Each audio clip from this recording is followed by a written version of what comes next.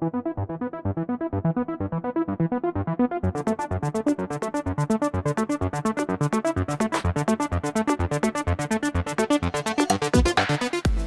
this, I would request Major General Dilawar Singh, ex-Indian Army, to address the session as an expert in the domain. He is an expert in cybersecurity and digital fraud mitigation entrepreneur. General Singh is a rare distinction holder from Army War College and Armament Technology University. General Singh is the former National Director General of the Youth Affairs Department, Government of India, and the Additional Director General of Counter-Terrorist Force, Rashtriya Rifles, Direct Force Modernization and Future Long Team Planning, Indian Army, and Director Military Intelligence. Let me introduce Major General Dilawar Singh.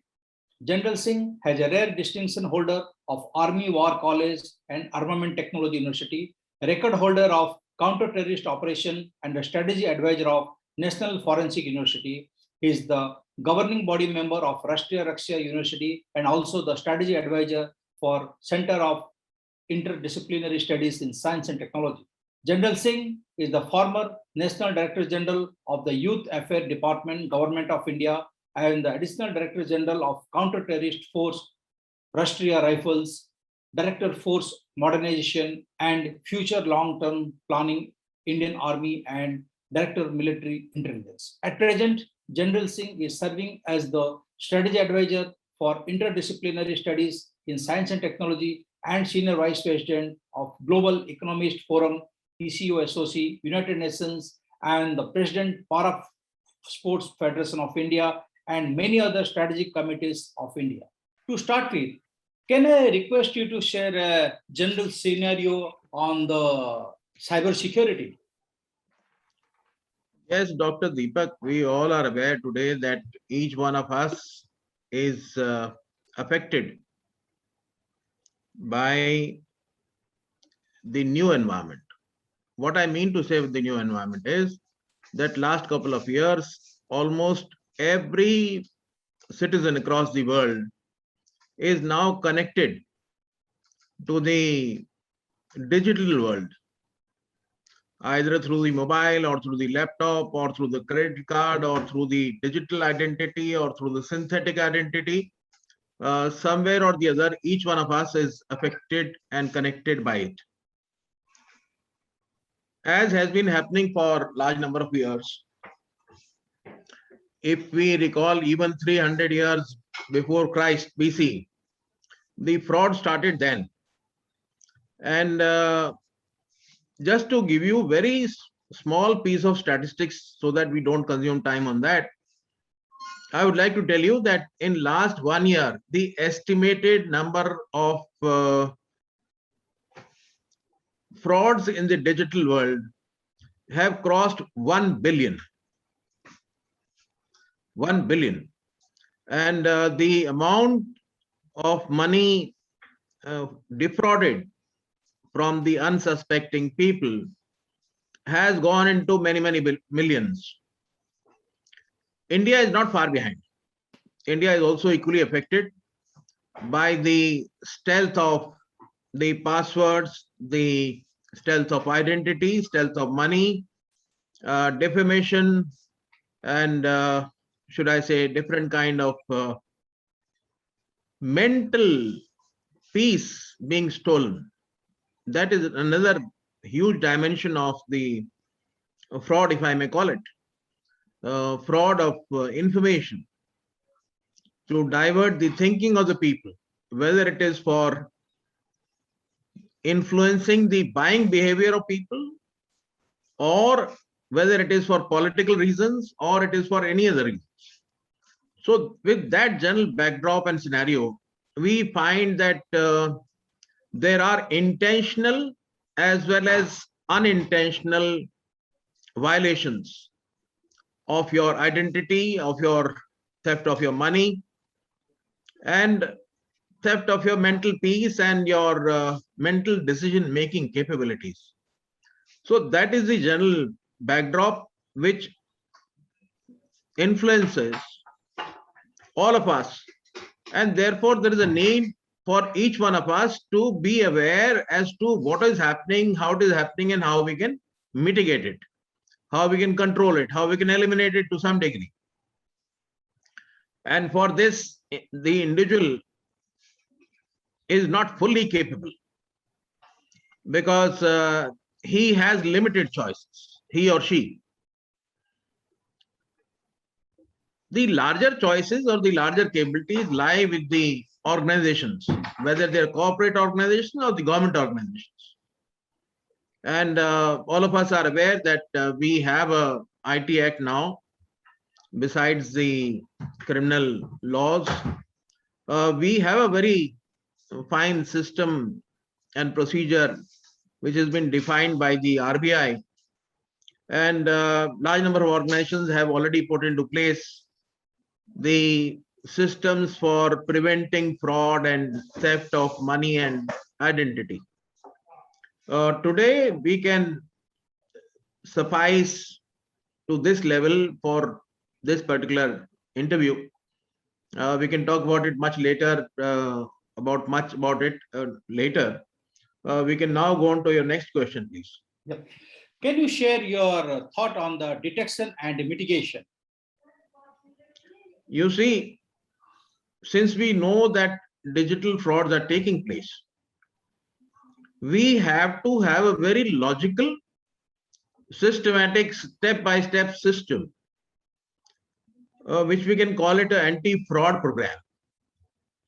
And this will involve 7 basic steps.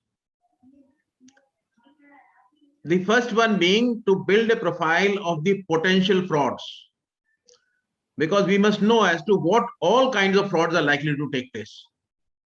Until unless we know what all types of frauds are going to take place, the solutions or the systems or the procedures that we create may not address all of them.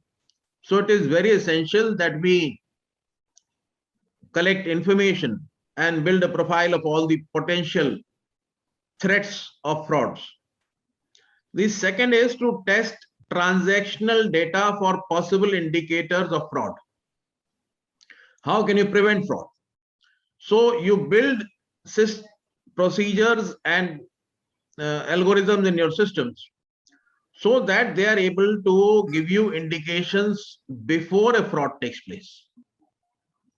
That is second. The third is to improve your controls by implementing continuous auditing and monitoring. Once you put a system into place, there is a need for continuous review. And that continuous review will mean that you have to have regular systems and procedures and people nominated for it to carry out such review. And these people should be specifically trained for this purpose. And they must do this on a day-to-day basis, if possible, if not at least on a weekly basis, so that you get in the necessary information about it. So that being third, we go on to the fourth. And the fourth is to communicate the monitoring activity throughout the organization. Once you learn what all is going wrong, where all it is going wrong, how it can go wrong, that lessons that we learn, we must apprise everybody in the organization, whether it is corporate or government. Everybody should be aware as to these are the possible things which are likely to happen or which have happened, and how to prevent that. The fifth step is to provide management or the leadership or the head of the organization with immediate notification when things are going wrong. One must not hide. The particular department or people nominated for this, they should not hide. And even if it is a common man or a person who becomes victim, he must immediately inform the concerned bank, concerned organization, concerned corporate, so that immediate necessary steps could be taken to first identify the fraudster, second, to take necessary legal action against the fraudster, and third, more importantly, to prevent a similar attempt by anybody else. The sixth step is to fix any broken controls immediately. If you are monitoring regularly and if you come to know that any particular control of yours has been broken, then you immediately try to rectify it. And for that, you must have your specialists either on board of the particular organization. On board means as an employee or as a contract who's immediately available, or you should have somebody at call who can respond soonest. And the last is to expand the scope of the frauds every time you detect anything new, and to repeat the entire process all over again. This is a cycle. This is a very systematic, complete, comprehensive cycle. 7 steps, we must do it. And for this, there is a need for a very, should I say, deliberate, defined data management procedures in the organization. And a large amount of it today can be done also by the help of artificial intelligence. And for that, we need to have machine learning. We need to have both internal and external auditing of the data and the systems in the similar manner as we do it for our accounts. You take the data as currency today and go ahead with that. And the evidence and reporting must be recorded. The internal controls must be foolproof. The risk assessment must be regular and continuous. The examinations of all these processes must take place regularly. And time to time, a forensic accounting and auditing of your systems must take place. At the national level, I can tell you that the government has instituted forensic accounting examinations, and a number of frauds are being detected with the help of those systems. People are trained for it, people are being employed for it. Yes, the capabilities will always need to be enhanced and need to be updated. What wonderful, sir. So, can you share your thought on the prevention and risk management practices? The prevention and risk management involves a certain amount of, should I say, procedures, which will include device fingerprinting. The device fingerprinting is a forensic technique used to identify each purchase for online business on the device that is used. The tool gathers unique information based on the hardware and software installed on a device that visits your site. Each piece of data is creating a unique picture of the device and line of the human fingerprinting, like the human fingerprinting is done. So that device fingerprinting must be a part of the system. Then we must have an audit command language being placed as part of the system. We must have forensic analytics which goes into the forensic observations of the system, which will include interactive data extraction and analysis, statistical analysis systems, and related procedures. We need to also create blacklists and whitelists for different kind of systems as well as people, users. We also need to create a system of fraud scoring. We also need to have a system of velocity checking.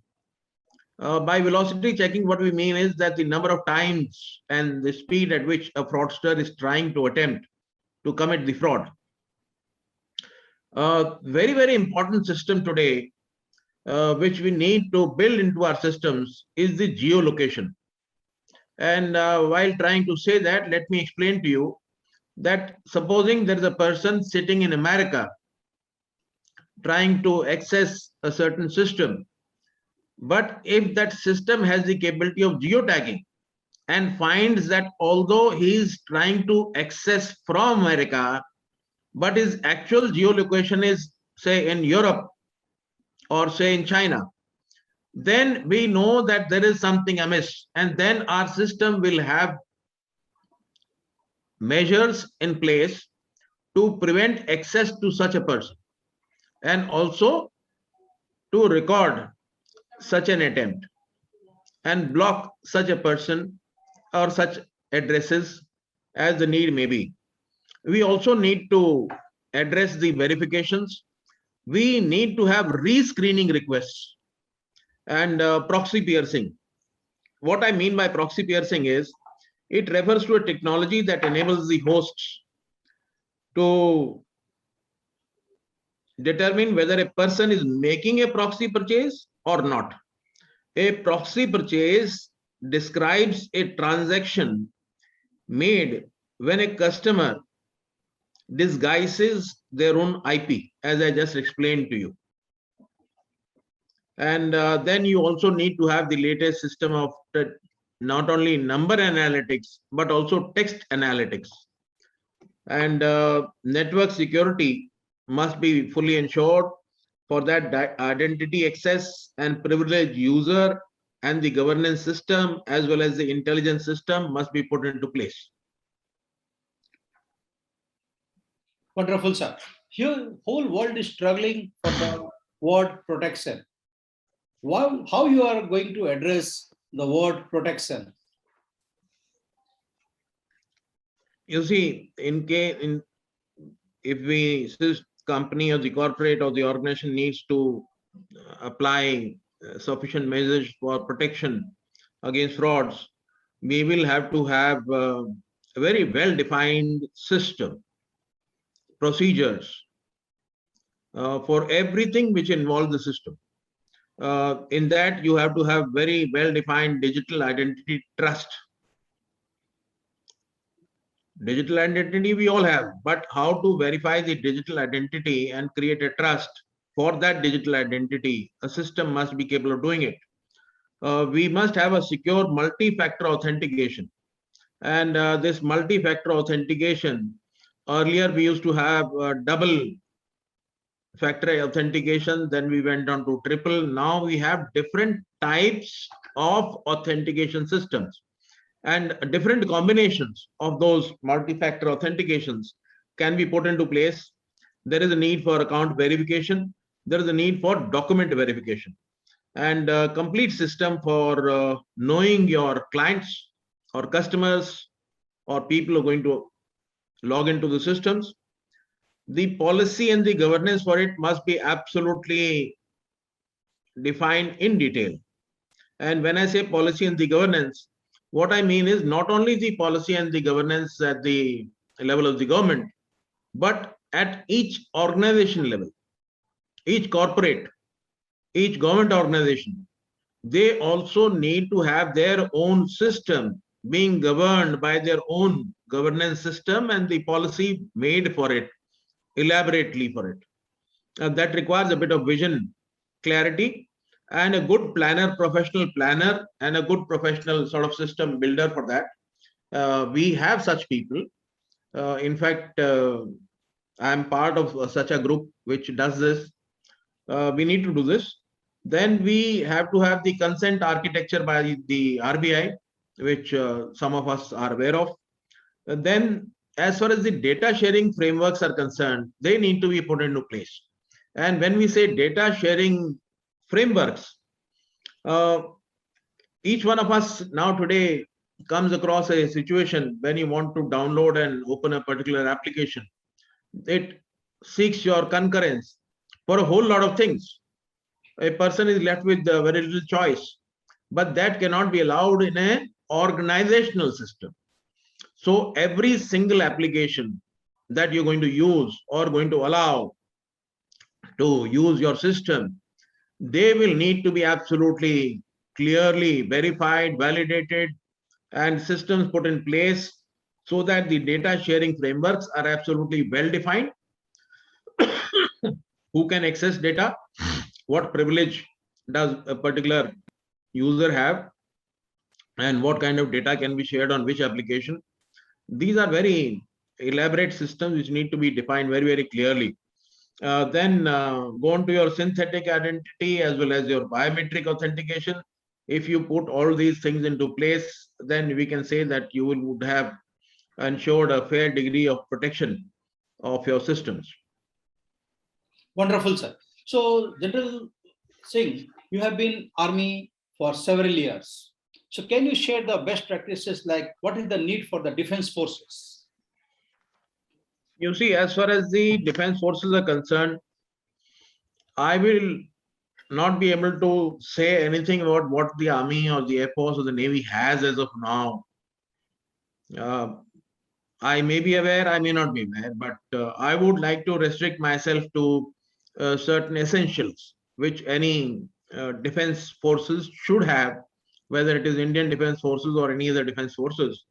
And for that, the first thing that we need to create is the digital identity trust, because not anybody can be allowed to access any of the systems. And this digital identity trust, this needs to be much more deliberately defined and created than other systems. Along with that, we need to have a system of defining the source of the truth, because a lot of the systems in the defense are such that there is no possibility or scope of a second attempt. A first attempt itself can create a huge disaster. And to prevent a disaster, we need to have the source of the truth being defined absolutely clearly. We need to have a deduplication of data. And besides that, we need to have a defining the data and the access expiry, as well as the revalidation of the policies. This must be done regularly. Defining of data duplication, the archival of the data and the redundancy policies also need to be put into place, because a certain amount of data becomes redundant and then it keeps on bothering and weighing the system down. That needs to be eliminated constantly. And the system should be able to do it on its own. And the necessary measures for it can be built into the system.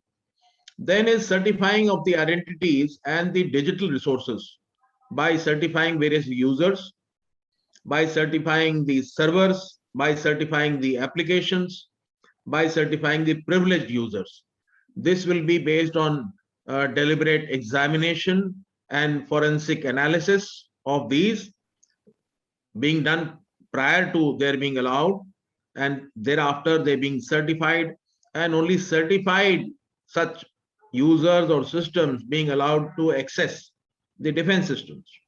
And then go on to creating of data sharing frameworks, as we mentioned earlier.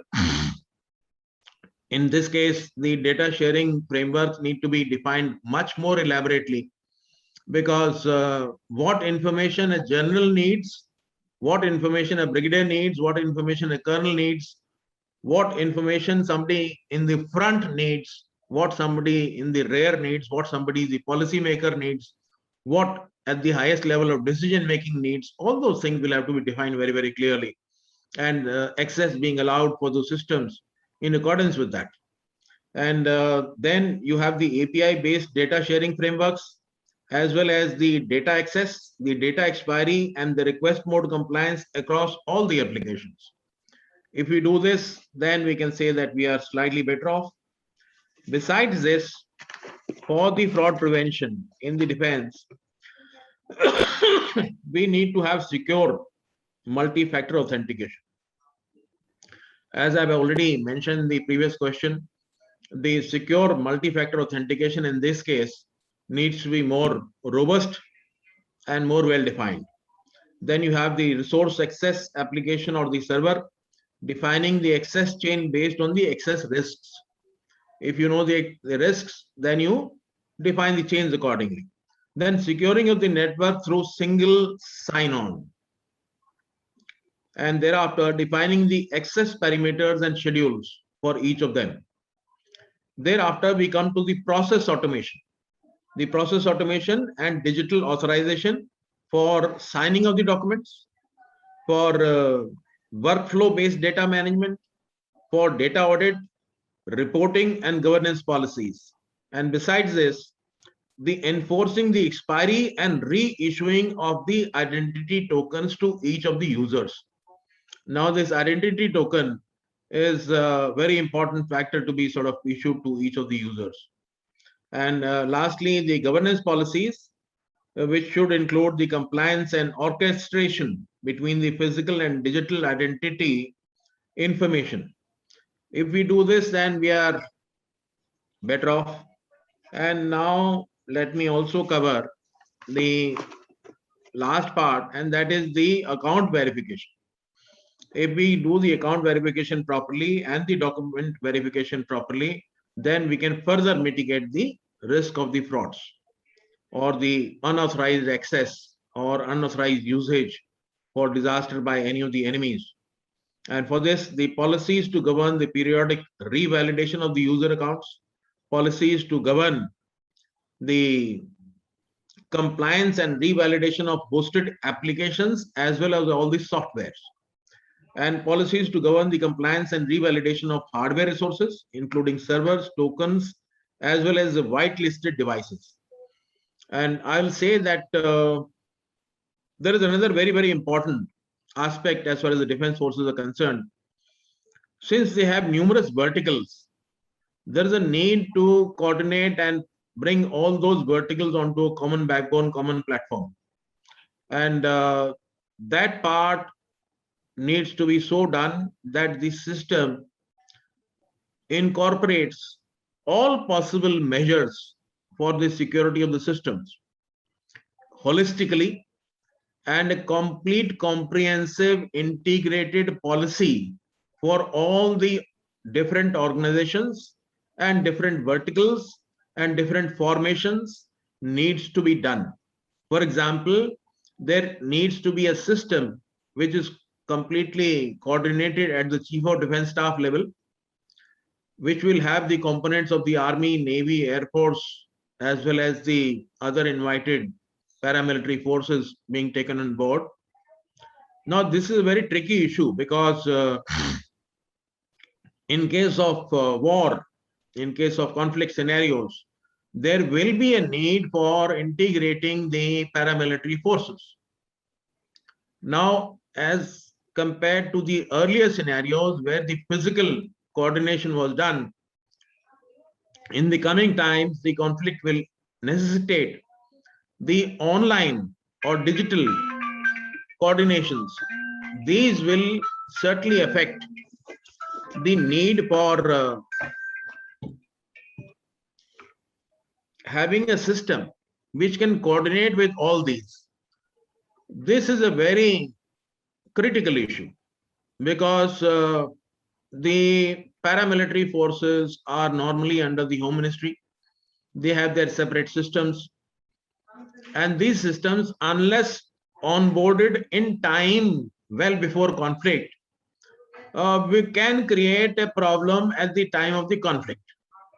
Because if there is a weakness in those systems, if the governance policies are not similar to that of the armed forces, and if through them unauthorized access takes place, there is going to be a very serious issue. So those will have to be integrated.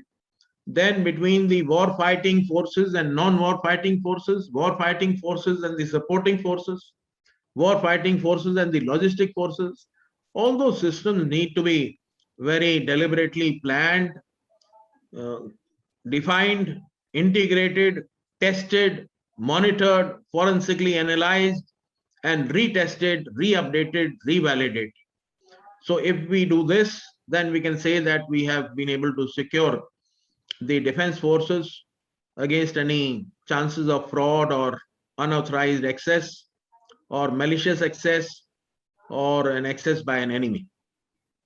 Wonderful, General Dilawar Singh, for sharing your views and thought process in this Cyber Data Security Summit 2022. Thank you so very much for sharing your valuable time with us. Thank you. Thank you, Major General Dilawar Singh, for sharing such an inspiring speech. Remote access technologies that connect the distributed, remote endpoints and the cloud-hosted applications can be adopted intelligently, allowing and denying access per device and per application. Part of that process is deciding what risk indicators should trigger a decision to deny access to corporate applications. Risk and compromise indicators are subjective.